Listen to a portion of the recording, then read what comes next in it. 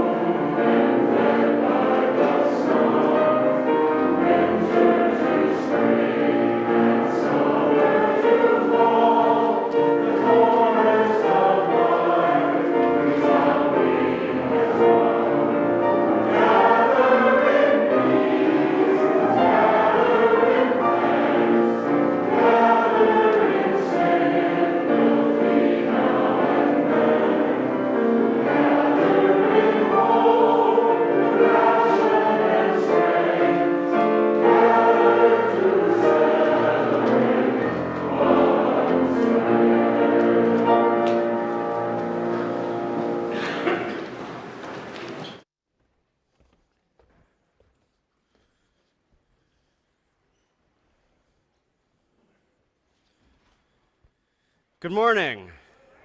Oh, so nice to have you just be able to hear me. If you weren't here last week, I was on Zoom because I had COVID, and you couldn't hear me, and it was a big thing. All right. We did a lot of testing this morning, so hopefully you'll be able to hear our guest speaker this morning just fine. Fingers crossed. Good. Here we are. Whether you are here in person, joining us online, or watching later on YouTube, welcome to First Parish in Concord. I'm Reverend Seth Carrier-Ladd, your interim senior minister. My pronouns are he, him. Joining me in leading our service this morning is Reverend Liz Weber, our Minister for Congregational Life here in person, and Reverend Paul Langston Daly, our Minister of Social Action on Zoom. We also welcome this morning our guest preacher, C.B. Beal, who will be joining us virtually. If you were here on the 5th of this month, C.B. also preached for us on the 5th, so they are returning. CB, whose pronouns are they, them, theirs, is a UU religious and social justice educator who specializes in facilitating learning experiences that involve issues of marginalization, oppression, and privilege. Before becoming a full-time consultant, they were the full-time director of religious education at the Unitarian Society of Northampton and Florence for 16 years.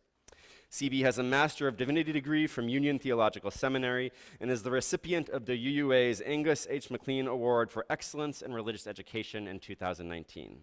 CB, we're so glad to have you joining us this morning.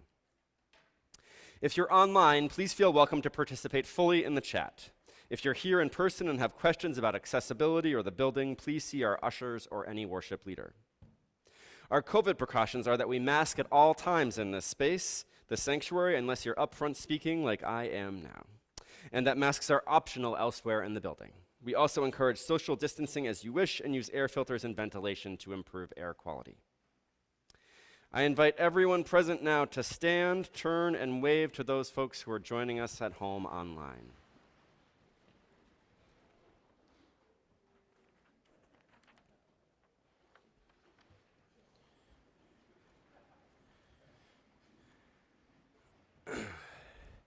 We also want to take a moment to thank David Owens, who has been filling in admirably for Eric while Eric's been away, and this is his last Sunday filling in. So thank you, David.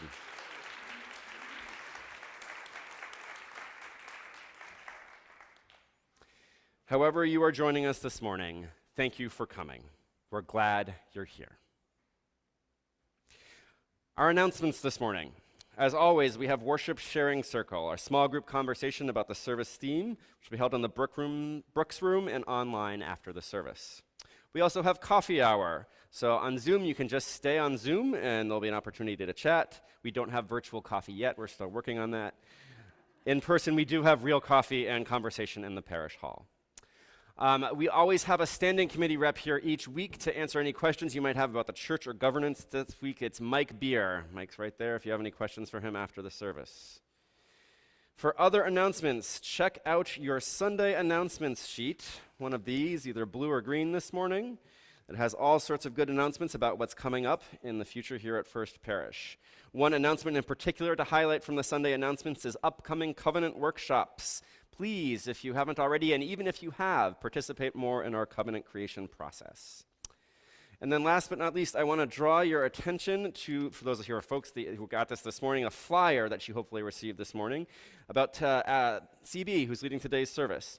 On March 11th, Saturday, March 11th, we're going to have a congregation-wide workshop that CB will be leading for us.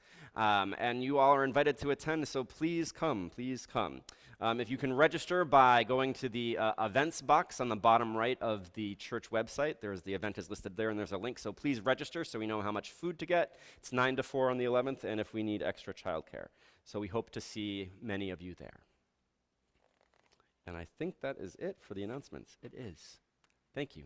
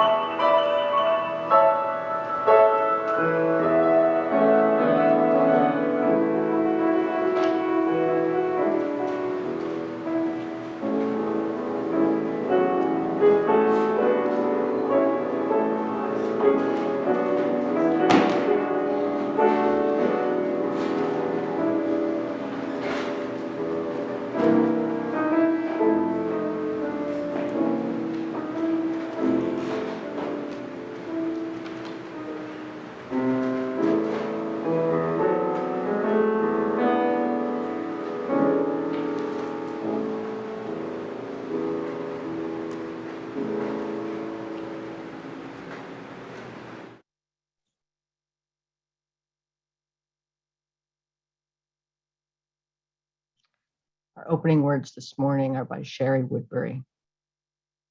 We are here in a circle of love and trust, brought to this moment by a series of choices and promises, by hope and gratitude, by our own shadows faced and befriended. With a servant's heart and a leader's listening, let us model the health we seek for all and lean into community. Somewhere out there, all we dream is possible. Somewhere in here, we are sowing the seeds.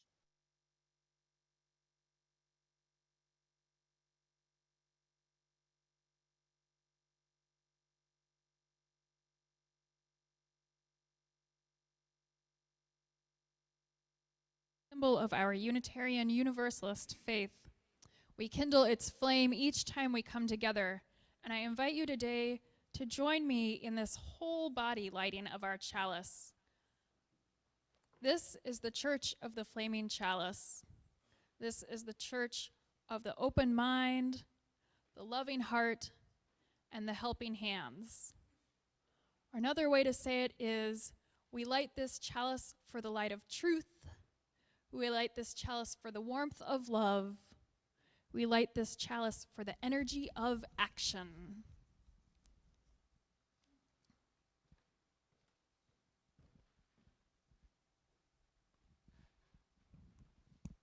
Join in our chalice response. O flame of our faith, open our hearts and fill our bodies and souls with the truth strength, and lighten our spirits, and make us deeply in this life of ours, this sacred, essential moment now. I invite you now to rise and to turn to hymn number 188, Come, Come, Whoever You Are. This beautiful round by Lynn Adair Unger is a setting of words by the 13th century Sufi poet Rumi. And this is a famous quote from Rumi, but in the hymnal we left out some very important words that preceded these, which were, though you've broken your vows 1,000 times, come, come, whoever you are, wanderer, worshiper, lover of leaving. Ours is no caravan of despair. Come, yet again, come. So we bring in those opening words, which are very important, though you've broken your vows 1,000 times, with an ostinato that goes like this. David, can I have an E flat, please? Though you, and I would like to invite low voices to continue singing this foundation, and then we'll layer the round on top. We'll sing it in unison, and then Brendan and I will split you up. Just watch me. Here we go. You can do it. Though you've broken, everybody, and then higher voices will join us on the melody.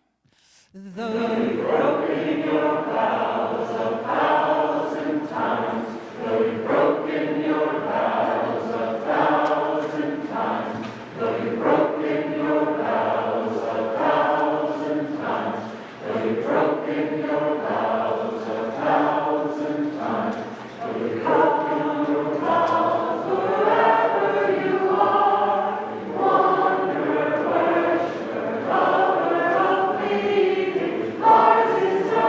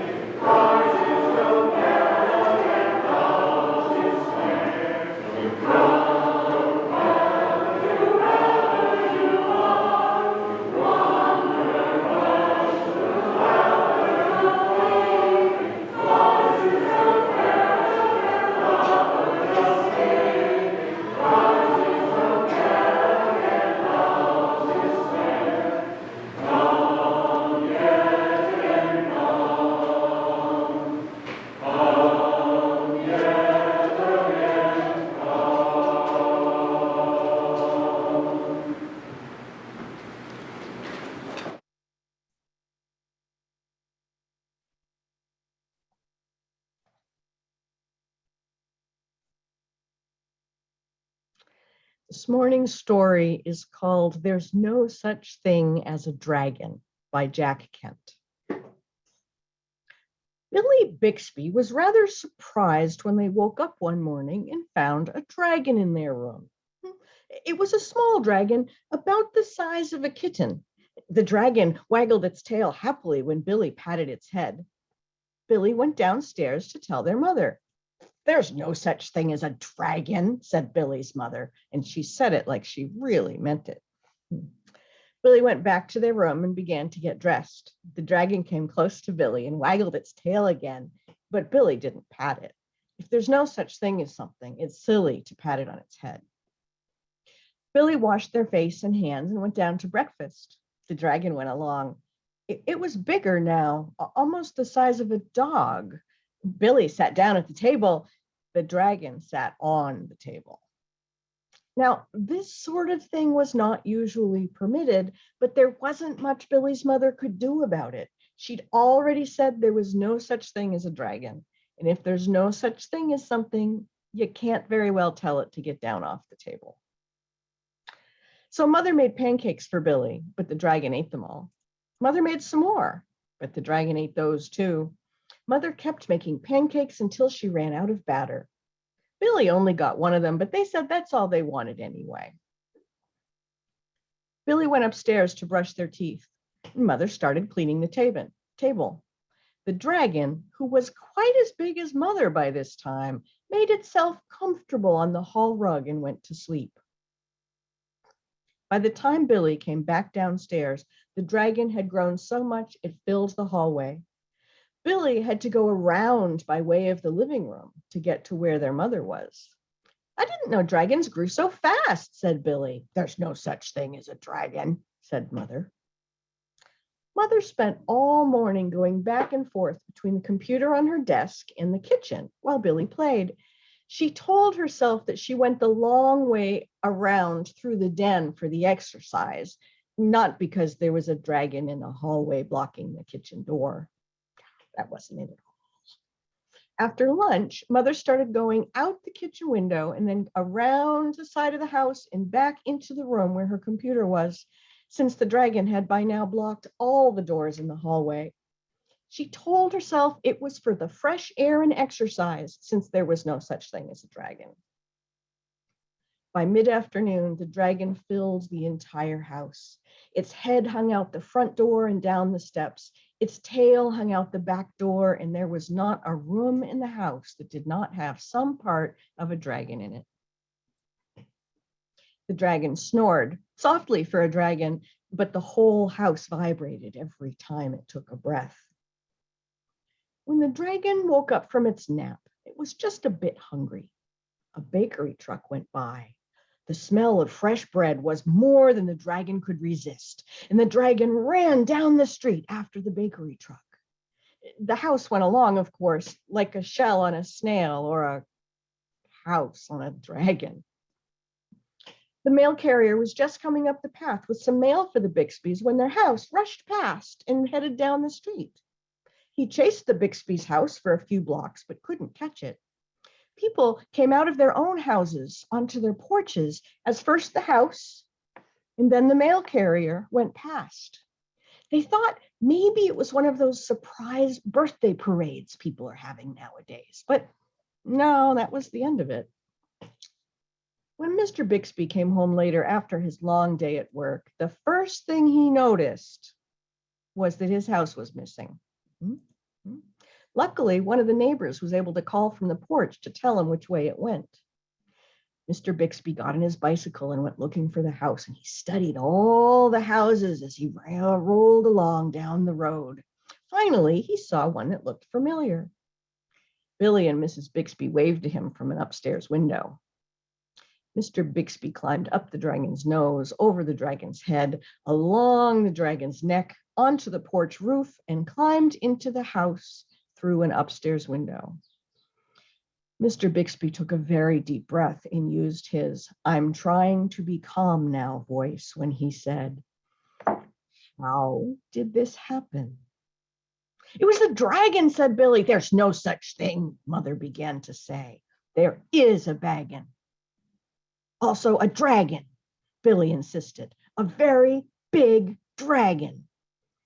And the dragon had picked its head up from the front walk and was just waggling its little front whiskers at Billy.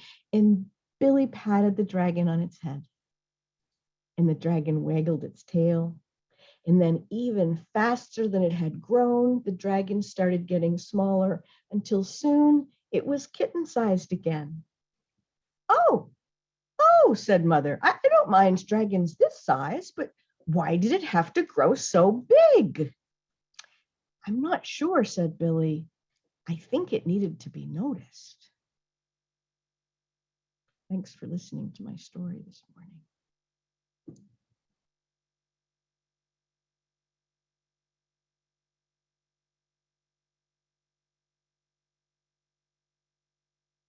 Good morning. Our reading this morning is In the Midst of a World by Rebecca Parker.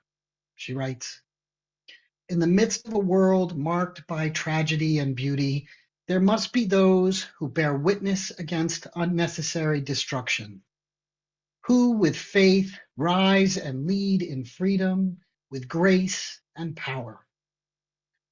There must be those who speak honestly and do not avoid seeing what must be seen, of sorrow and outrage, of tenderness and wonder.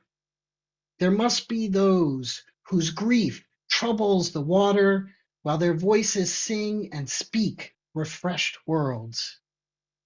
There must be those whose exuberance rises with lovely energy that articulates earth's joy. There must be those who are restless for respectful and loving companionship among human beings, whose presence invites people to be themselves without fear. There must be those who gather with the congregation of remembrance and compassion, draw water from old wells, and walk the simple path of love for neighbor. And there must be communities of people who seek to do justice, love kindness, and walk humbly with God, who call on the strength of soul forth to heal, transform, and bless life. There must be religious witness.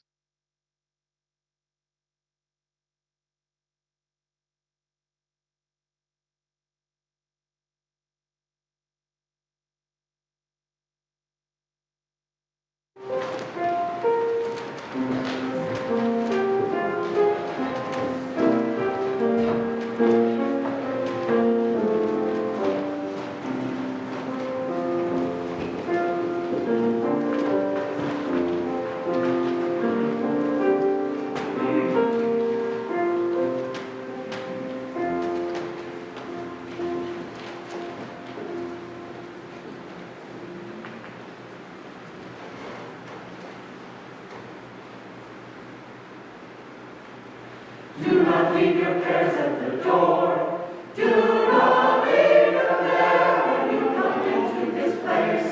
Be open to forgiveness and transformation. Come on in, you are welcome here. And do not leave your cares at the door. Bring your pain and sorrow and joy. There's a place for them upon the altar of life. Be open to forgiveness and transformation.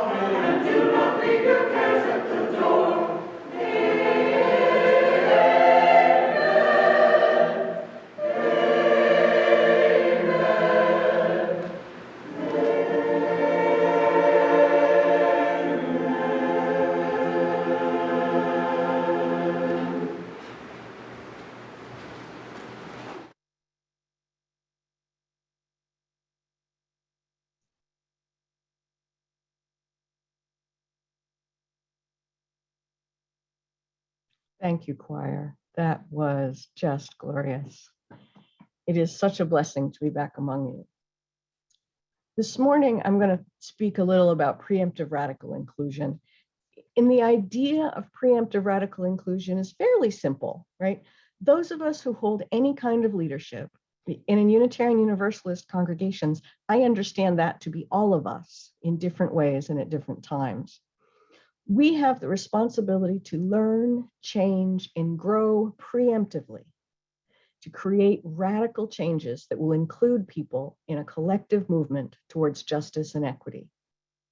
We choose to all get free together. Inclusion is not a goal, it's a gateway to equity, justice, and then liberation. Physical accessibility could be a common example. We don't wait until we know a particular person needs a ramp in order to build one. Rather, physical accessibility and creating the ability for everyone to access all of our spaces together can become part of how we do business. We ensure that people, regardless of their mobility needs, can access spaces and be included among us. In the process, those people experience more justice and equity in their ability to move through the world. Preemptive radical inclusion is both a perspective and a set of tools. But now I'm starting to talk all fancy and getting ahead of myself. So let's roll it back a little bit. Last time I was here, I mentioned that I come from 400 years of English and Scottish New Englanders. My family is like Puritans are us. We come from people with names like Harbottle Grimscott. These were people who clung to offensively radical individualism and the absolute assuredness that our way is the right way and the only way. Puritans weren't big on feelings or words for feelings. Do you remember mine? I had 3 growing up: mad, sad, and what was the other one again? Oh yeah, mad. Puritans were not good at noticing their own or other people's feelings. And those of us who come from Puritan roots, and those of us who come from the more theoretically generic, white people, individualistic and perfectionist culture, as well as all of us who might not come from that, but nonetheless swim in the waters. Well, this is a tough time to be us. What with our individualism and not many feeling words, during pandemic, the attempted overthrow of the government in the very capital, economic recession, unemployment, continued police violence. Individualism and not many feeling words is not doing us much of a favor right now. Sad, mad, and what was the other one again? I was raised on a farm. So my roots were not just Puritan, but I was raised, socialized with cows in a strong belief in productivity, American exceptionalism, and pulling yourself up by your bootstraps. I was raised to think carefully and logically about something. If the tractor wouldn't start, it had to be a problem with fuel, fire, or air. This is in the olden days, but still. I was raised to know how to think, to believe that there was just the one way to approach things. And since I was pretty good at it, the thinking, I would, of course, be right. So many of us were raised to believe our own thoughts and ideas so much that we don't even notice sometimes when we're having an idea instead of remembering a fact. Now, in my own life, relying on my own assessments has led me to some, let's call them unfortunate circumstances. When I went to seminary in the mid-1980s as a young adult, I was still very confident that I knew so much. I knew so much. It was seminary where I first experienced someone who told me they were allergic to gluten. I asked, gluten? Who's allergic to gluten? Humans have been eating wheat as a basic staple for thousands of years. People aren't allergic to staples. This tone of voice and this look on my face, that's disbelieving contempt. But I still didn't know my feeling words, so I was pretty sure that only other people were ever contemptuous. I was just a little confused. I was not able to be present with people and offer them authenticity. Instead, I offered judgment.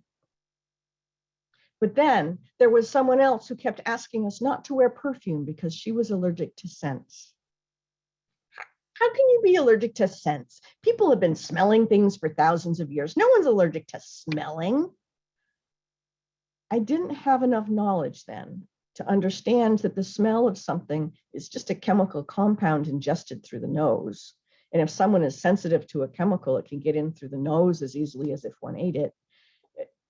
I didn't know that in the United States, there's a few dozen chemicals used in fragrances that are banned in Europe for dangerousness. I didn't know these things. I didn't have enough knowledge to understand. And, oh my goodness, and I couldn't just believe these two people. I substituted my personal experience of no sensitivity to perfume for this woman's lived experience. My experience trumped hers to the extent that I mocked her. Subsequently, and possibly as proof of a deity who exists solely to provide me with awkward learning opportunities, I have become a person with celiac disease who can't eat even a microscopic bit of gluten. Yeah. Oh, but wait, there's more. I'm also now a person who's incredibly sensitive to petroleum products and chemical compounds and scents and flowers and grass and, well, pretty much nature. You know, lots of things that have been around for 10,000 years. So I've been this person who uses my own reality to judge others. And I called it unfortunate a moment ago, and I pull some humor out of it now as a cautionary tale. But the truth is, my attitude and my behavior was really harmful. I hurt people. I had to learn to believe people when they told me about an experience that I do not share. Just as I have had to learn to believe the emerging consensus of a group when they share their experience of life in this country that was missing from the rural schooling and media of my own upbringing. This meant that I had to learn not to believe my own thoughts automatically, because I could only think within the framework that I had been taught. I had to learn to differentiate ideas from truths and hypotheses from facts. And I had to notice that what I thought first was usually what I had been taught earliest. I told you also the last time I was here that as a child, I was considered a gender non-conforming girl, a tomboy, which where I grew up meant failed girl. As an adult, it took a long time to find language for my gender, and I went through attempts that added up to a tomboy farm girl, masculine of center, butch, queer, womanish type person. Well, thank goodness for people exploring gender and language, and now I can simply say I'm non-binary. And I still sometimes make mistakes sometimes because change is hard and neural pathways are a thing. When today's story was written in 1975, Billy Bixby's pronoun was he. But a few years ago, Billy let me know that it's they now. When I tell the story, I don't always remember. Sometimes I misgender Billy. My job as a human, as a Unitarian Universalist, is to believe Billy when they tell me who they are. When I make a mistake, correct it and move on with the conversation, and then practice in private so that I don't cause more harm. But not everyone corrects themselves, do they? Some people deny my and Billy's experience. All too often, people will say, non-binary, that's not a thing. I've never heard of it. I can't imagine it. No one's non-binary. There have been women and men for thousands of years, and that's it. Where I need people to believe me, to accept my experience in the emerging consensus among gender non-conforming people that there are more than two genders, which we know because of our experience, people instead substitute their judgment. So I've been the person who doesn't believe someone else's experience, substituting my own. And I am also a person who other people doesn't believe my experience. For me to be preemptively and radically inclusive of people, I must recognize that they experience their life and their circumstances and society in ways that I could not. Not just in ways that I don't, but ways I couldn't. I've made the idea, don't believe everything you think, part of my perspective. It means I have to notice when my assumptions and other people's statements don't match up and lean into the discomfort of the possibility that I'm wrong. Not to reach first to make someone else prove it, but to reach first into myself to explore, why am I so certain? When I do this right, it is a remarkably humbling practice. Preemptive radical inclusion means that we must preemptively seek the emerging consensus of people and groups who are marginalized and oppressed in ways we are not, so that we can prepare ourselves to be radically inclusive. We have to learn things. And like algebra or English composition in 9th grade, learning often doesn't simply mean reading the material, but studying it and practicing. Not just listening to a sermon, but finding ways to continue to explore. Not simply reading a news article about the 1619 Project, but reading the 1619 Project.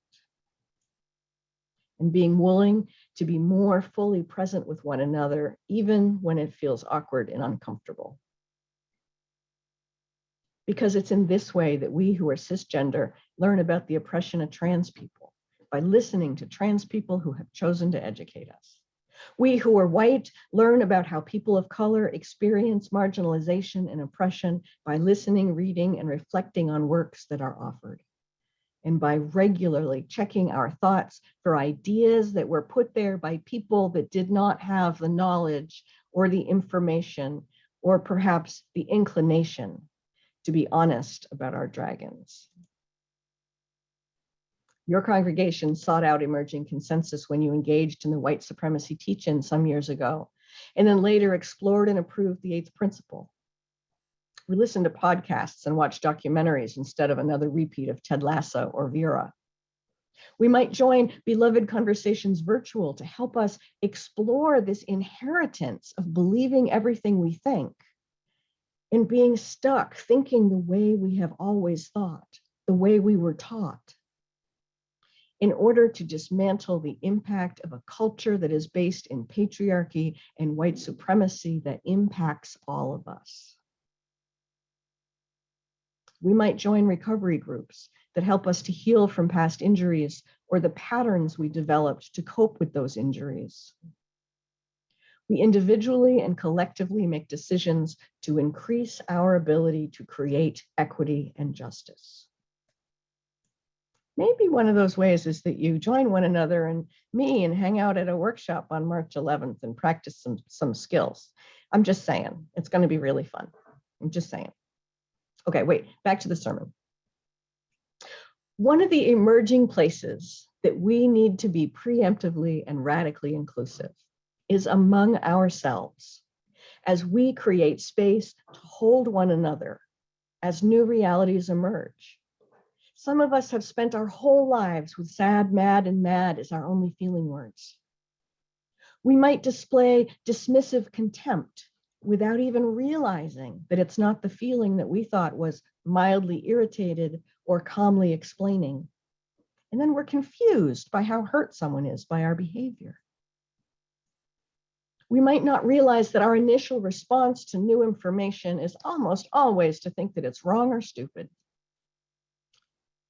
We may not trust that our friends and other members of our congregations would respect us if they knew what we were really like inside. If they would bear witness when we showed up simply saying, "This is me." These emotional limitations hurt us and one another. We need to help one another with the incredible complexity of emotions and realities during this time of economic, social, political turmoil of continuing pandemic, especially as many have declared the pandemic basically over for all but the vulnerable. Well, Those of us who are vulnerable, and this includes those of us who became vulnerable because we're part of the 20% who got long COVID after the first acute case of COVID. Well, we're like, y'all, we have to talk about the dragon. We have to tell the truth. The pandemic isn't over just because we're over it. And more, as we move forward as a community, as a religious community committed to learning, growing, and changing, we must collectively create and hold boundaries that help people feel heard and help people be safe. We must recognize that when we have learned unhealthy behaviors, we won't unlearn them overnight. We have to work on ourselves, not just some out there social problem. Us, me, you. Truth is, we have a lot of unlearning to do if we really want to be radically inclusive. And the truth is, we will not unlearn our unhealthy behaviors and incorrect automatic thoughts alone. Some of us have made it thus far in our lives believing in pulling oneself up by their bootstraps, only in pandemic to discover what it's like if the boots are fragile or the straps are missing. That radical individualism is a myth that was created and supported by a community of radical individualists who helped each other. My Puritan ancestors, woo. Maybe we remember those Puritans built their structures together. They were taught how to farm on North American soil by indigenous people who willingly shared what they knew, not understanding that the Puritans and other Europeans were taking, not sharing, the land. Maybe we remember that someone fed Henry David Thoreau dinner every night and did his laundry while he was off in his woods. Or that Jack Kerouac came home to his mom for several months so she could nurse him back to health after his adventures.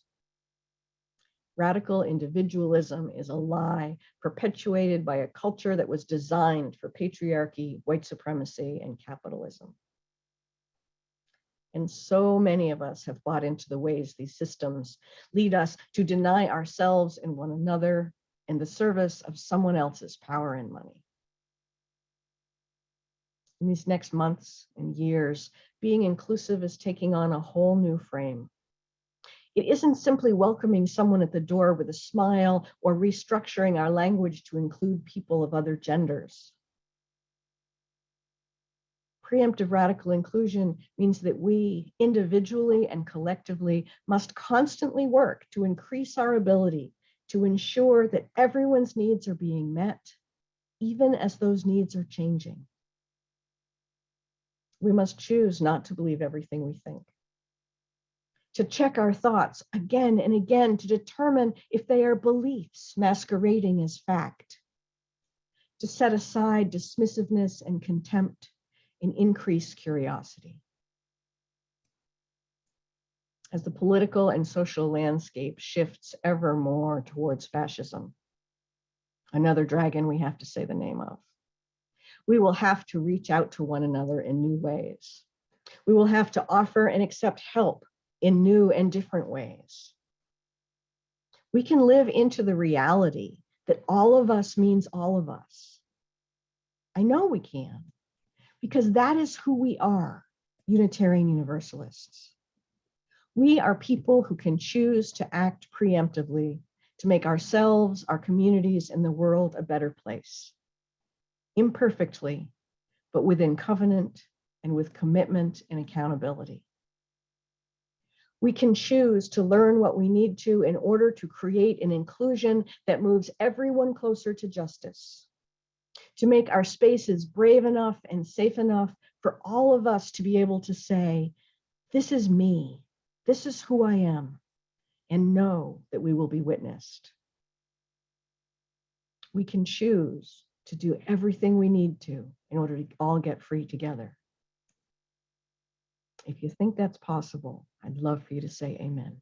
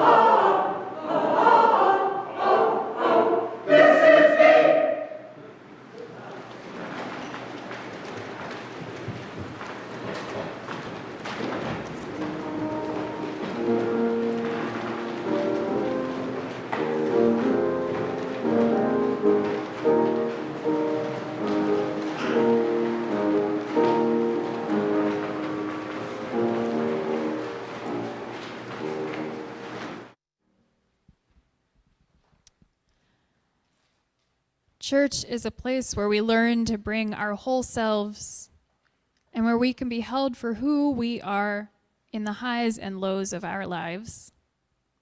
Here is what you have asked to be held in your community today. First, Loren Evans's brother, Guy Bedeau, had an emergency quadruple bypass this week. Surgery went well, and he's on the road to recovery. We offer prayers for healing for Guy and prayers for resilience for Guy, Loren, and their whole family. In much happier news, our former intern, Jay Sylvan, is being ordained in just about another hour from now in their congregation in Houston. Blessings and congratulations, very soon to be Reverend Jay.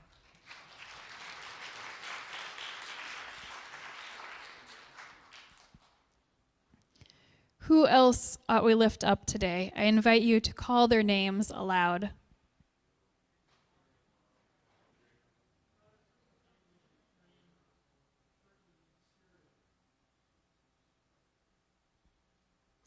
And let's sing our prayer song together as we continue in a time of meditation.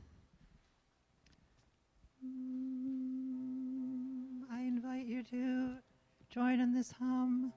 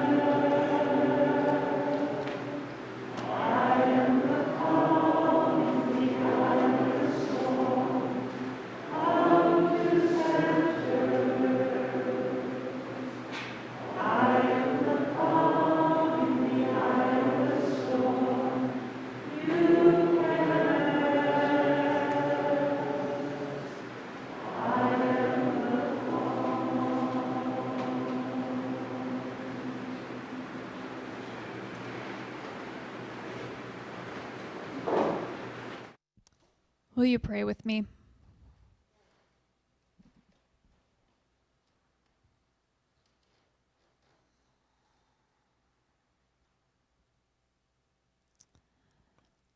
Love and calm at the eye of the storm that calls us to the center, that calls us to rest. Help us to remember that every story is sacred here.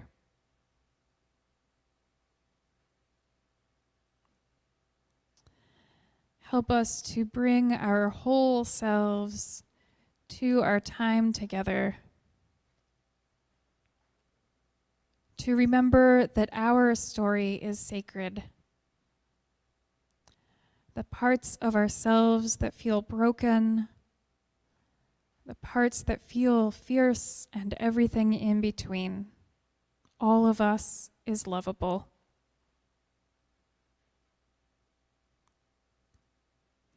Help us to come together and be able to say, this is me. And then when we encounter each other, help us to let go of the expectation that we are right. Soften our minds and hearts so that judgment can transform into curiosity. Help us to meet one another and to really hear and bear witness to one another's stories. Today we lift up especially Guy's story with prayers and our deepest wishes for healing. And we lift up Jay's story with blessings and our most heartfelt congratulations on this milestone.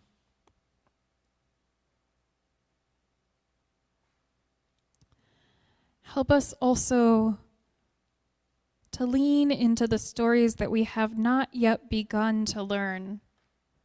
Those stories that are parts of ourselves that we have not yet discovered, and those dragons that we have not yet acknowledged. May we hear the stories of one another and ourselves even while they change and evolve, so that together we may build a congregation, a community, and a world of justice, equity, and love. God, may all who have come today in pain find solace. May all who have come in joy find their joy doubled. And may each of us, by our daily living, make our world a better place. Let us sit together in ourselves and with one another in this time of quiet.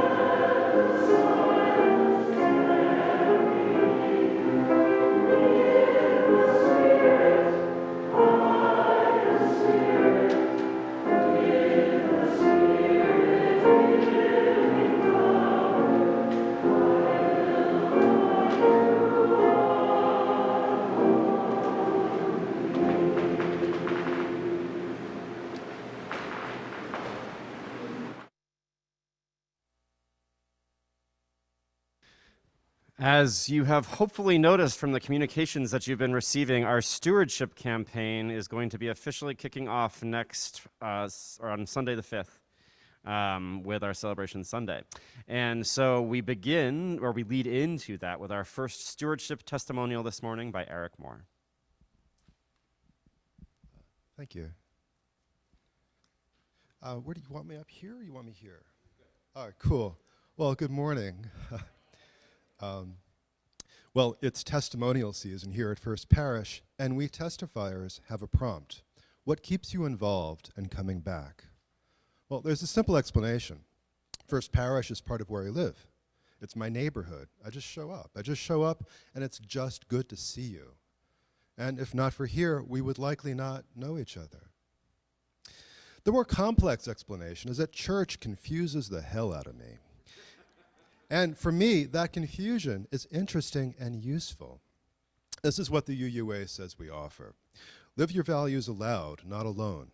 Our open-minded, open-hearted spiritual communities help people live lives of justice, love, learning, and hope. As an organization, then, we operate a spiritual community service. We're both customers and service providers. As a customer, I am like, what do I get? What do I experience? How am I served? As a customer, these are natural questions. The consumer choice to engage or not at First Parish is one of, among everything else, what do I give my attention to? What do I do next?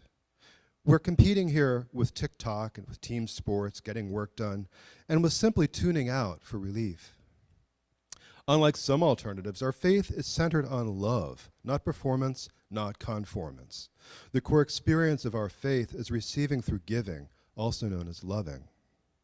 The giving is showing up for each other, serving. Serving is not about me, it is about you. It is tuning in for love. When I show up for you and I lead with love, I show up for me too.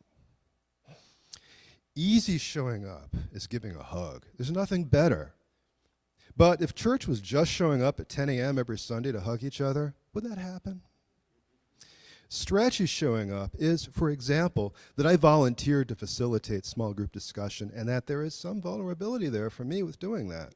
But I did it and it's okay.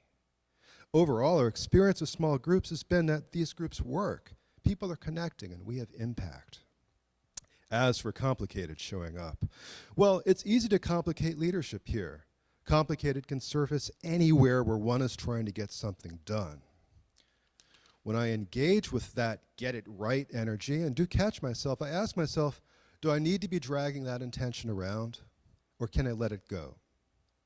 The question is what really matters here. Focusing on just what we are trying to be together always simplifies showing up. One of my best moments recently was showing up for the Covenant workshop and feeling a room full of hope. And the message to me was that I am not alone. The other was absorbing Anderson Manuel's recent testimony from the pulpit.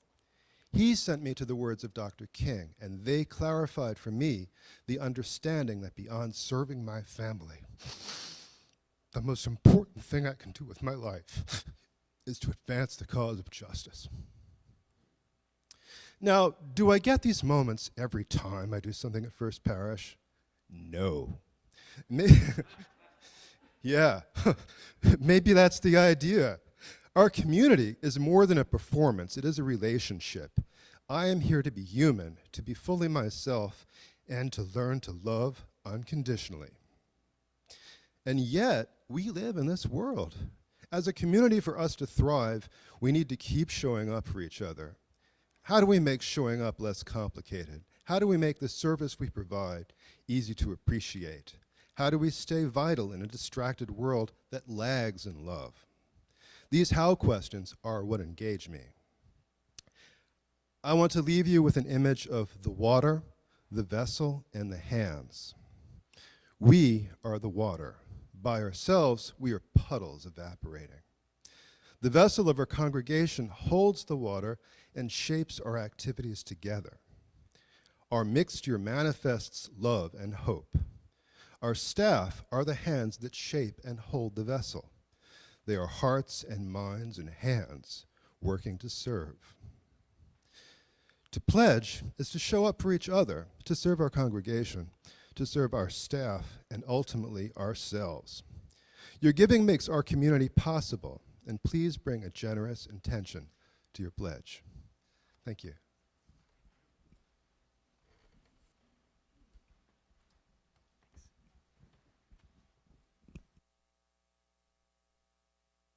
At this time in our service, we invite you to give generously to the work of this congregation. And we share our plate this morning, excuse me, with the Keno Border Initiative, whose vision is migration with dignity and whose mission is to promote humane, just, and workable migration through direct humanitarian assistance and holistic accompaniment of migrants, education and encounter between migrants and others that transforms people and communities towards solidarity with migrants, and policy advocacy in Mexico and the United States. We thank you for your generous donations this morning that are shared half with the Keno Border Initiative and half with our congregation. And for those who are wondering, KenoBorderInitiative.org, it's KINO borderinitiative.org, if you want to check them out and see what they have to offer. Thank you for your generous donations this morning.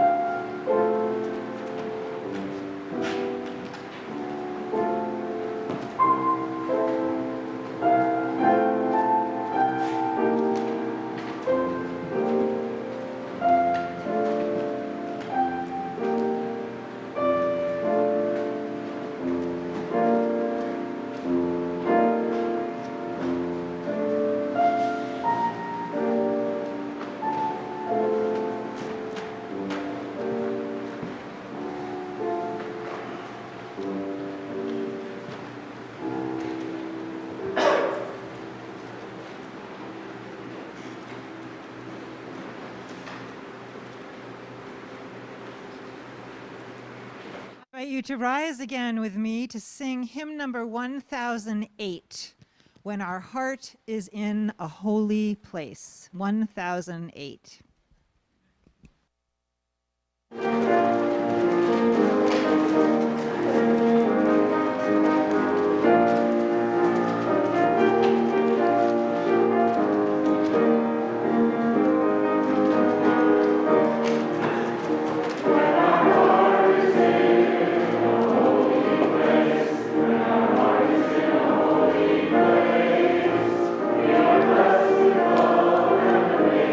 Grace, when our heart is in a holy place.